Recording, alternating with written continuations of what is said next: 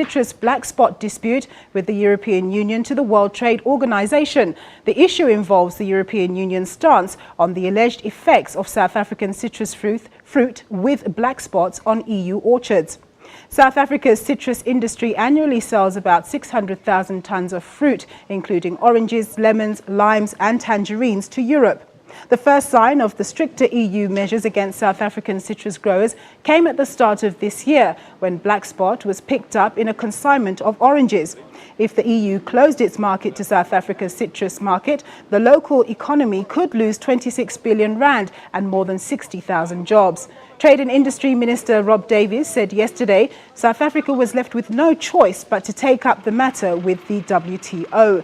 The minister says the EU stance was fundamentally driven by protectionist rather than plant health concerns. Well, joining me from our Cape Town studio is Dion Joubert, he's Special Envoy to EU on market access at the Citrus Growers Association. Dion, thank you very much for joining us. We really have reached a desperate point now. It's quite a bold move to go to the World Trade Organization. Was this inevitable or hasty by government? Good evening, Nona. No, I don't think it's hasty by government, nor do I think it's been coming for quite a while.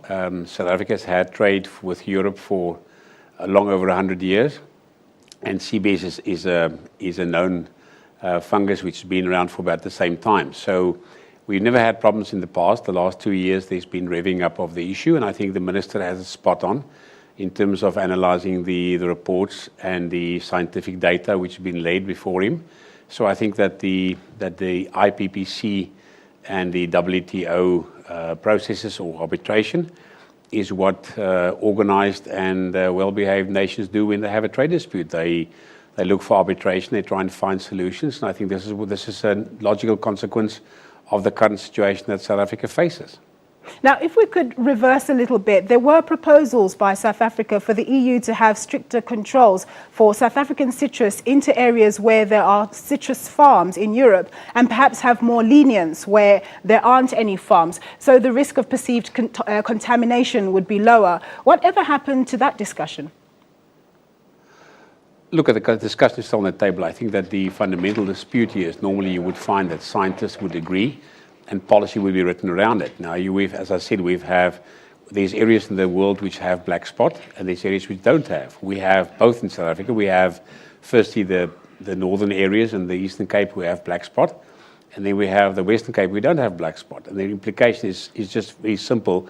This is a Mediterranean climate in the Western Cape, so it's not conducive for the spread or sustenance of black spot. For the same token, the EU areas are Mediterranean climates, and it's never established there.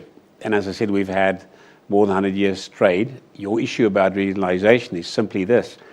We offered to stay away from Spain and Italy and Greece and Portugal and just export to our traditional markets in the northern part of Europe to further avoid any possibility of the spread of the disease. But the current science shows very clearly that the fruit is not a pathway, so the fruit cannot transmit the disease. There's no known evidence of that. And secondly, that the Mediterranean climate there wouldn't sustain it. So principally, we've had, up to 2-3 years ago, we had uninterrupted trade. That last 2 years has been more difficult, and the minister has taken a decision based on his science and reports and the trade issues that this indeed is a non-tariff barrier. It's trade being impeded by policy. So, Dion, as you understand it, what happens from this point on?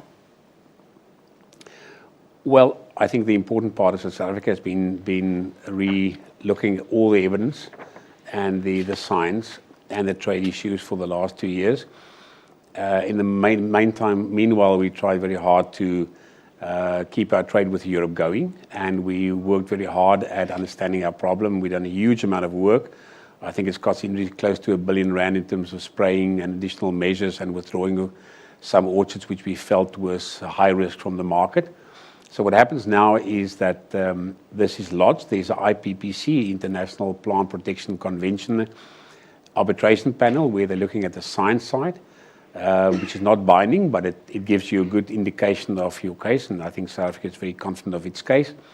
And then you go to WTO, which is binding, and where there is then the trade impediment is being dealt with. So I think it is welcomed from South Africa, from the citrus grower side. We feel there's not a danger here, and there's history and science behind it, and we really look forward to trying to resolve this issue with the EU. We don't want this thing hanging over our heads for the next 10 years. We feel this can be dealt with now within the instruments of the WTO and IPPC. All right, Dion, thank you very much for your time. That was Dion Juba. He's Special Envoy to the EU on Market Access at the Citrus Growers Association.